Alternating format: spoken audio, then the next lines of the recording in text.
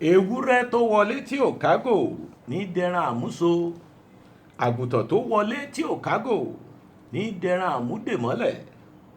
Èmi tún gorí ètò lọ́sẹ̀ yìí, mo júbà ọmọdé, mo júbà àgbà, mo júbà ẹ̀sẹ́ ìdí, mo júbà ẹ̀yin aṣíwájú, mo júbà ẹ̀yin ajúnilọ, mo sì tún júbà ẹ̀yin alásìkò pẹ̀lú.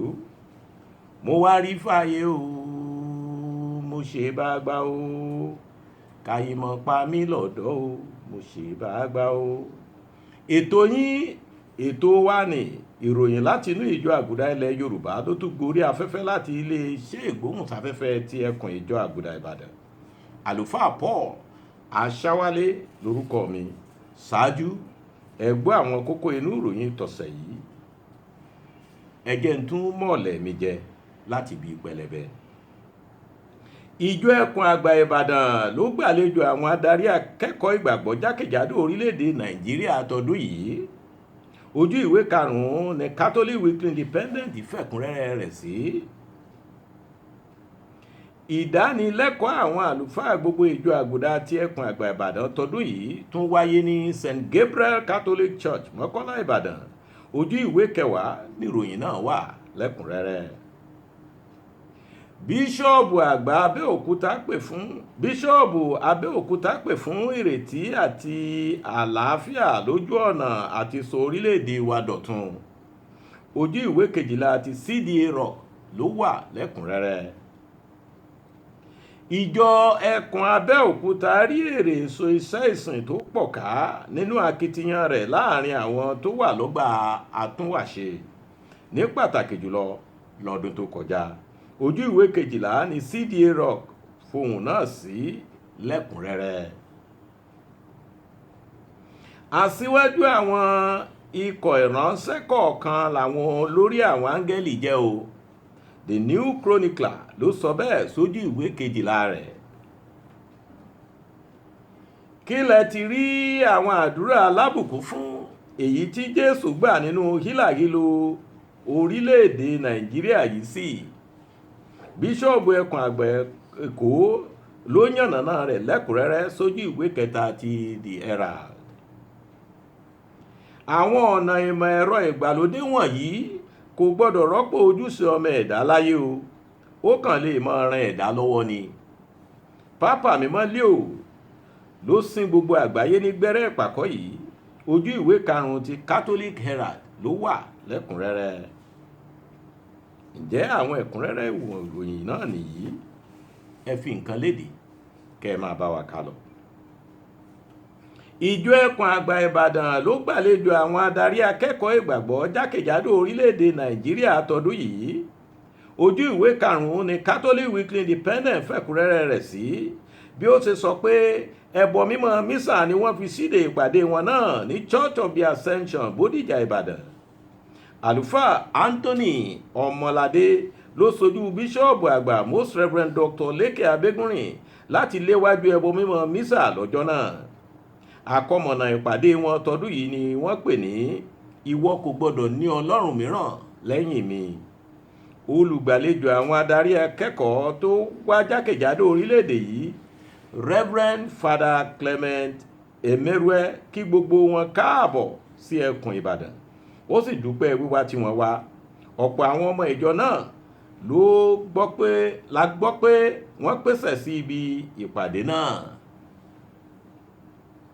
Ìdánilẹ́kọ̀ọ́ àwọn àlùfáà gbogbo ìjọ àgùdà ti ẹkùn àgbà Ìbàdàn tọdún yìí tún wáyé ní St. Gabriel Catholic Church Mọ́kọ́lá Ìbàdàn. Ìròyìn fi yé wa pé gbogbo àwọn àlùfáà ẹkùn àgbà Ìbàdàn ló péjú fún ìdánilẹ́kọ̀ọ́ lọ́jọ́ mẹ́ta ní ilé ìjọsìn ti Mọ́kọ́lá.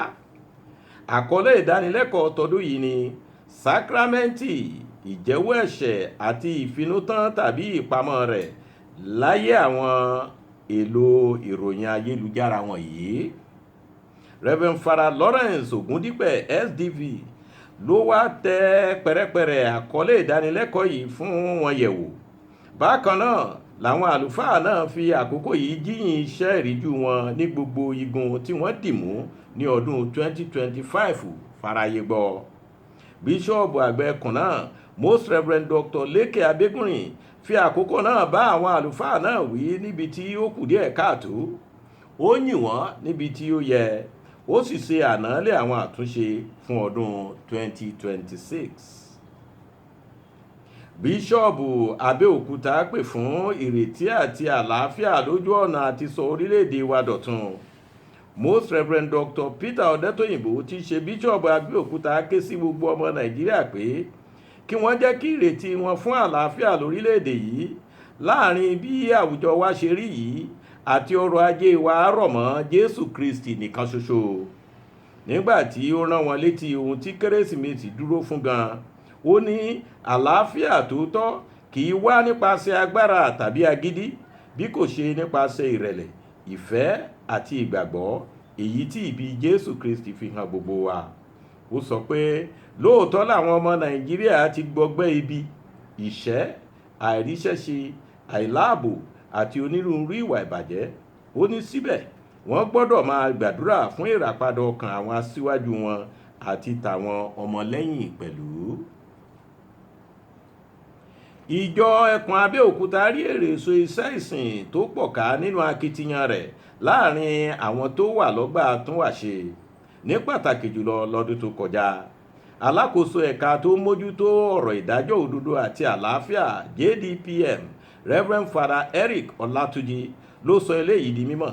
Ó ṣàlàyé pé nípasẹ̀ àwọn ilé ìjọsìn tó wà lẹ́kùn Abẹ́òkúta àti àwọn ẹlẹ́gbẹ́jẹgbẹ́ gbogbo, àwọn rí sí ìgbáyégbádùn àwọn tó wà ní ọgbà àtúnwàṣe náà.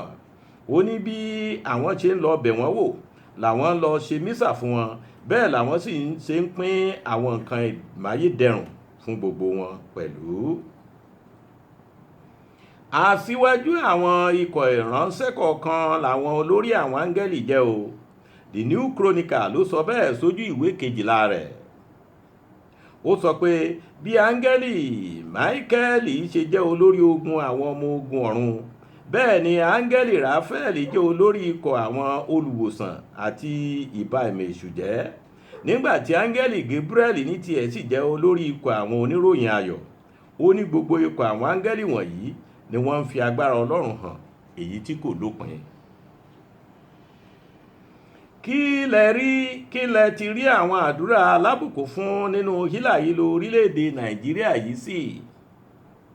Bíṣọ́ọ̀bù ẹkùn àgbà Èkó yànnàná rẹ̀ lẹ́kùnrẹ́rẹ́ sójú ìwé 3 ti The Herald.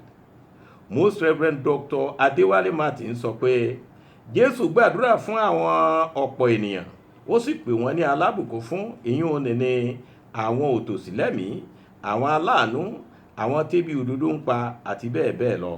Bíṣọ́ọ̀bù wá béèrè pé báwo la ṣe lè mú èyí jáde nírúfẹ́ àkókò tí a wà lórílẹ̀-èdè yìí. Bíṣọ́ọ̀bù sọ pé àwọn ìbùkún fún wọ̀nyí kò tako òótọ́ ọ̀rọ̀ pé ìnira gidi ń bẹ lórílẹ̀-èdè Nàìjíríà o. Ó ní dípò bẹ́ẹ̀ ńṣe ló ń kojú rẹ̀ pẹ̀lú ìrètí àti ojúṣe tó tọ́.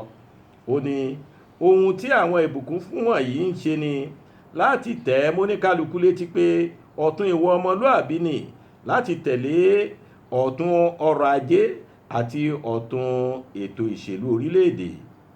Títí dìgbà náà, Bíṣọ́ọ̀bù àgbà Martin sọ pé òkè tí Jésù ti sọ̀rọ̀ wọ̀nyí yóò máa takò wá ni, yóò sì máa gún wa lọ́kàn lójoojúmọ́.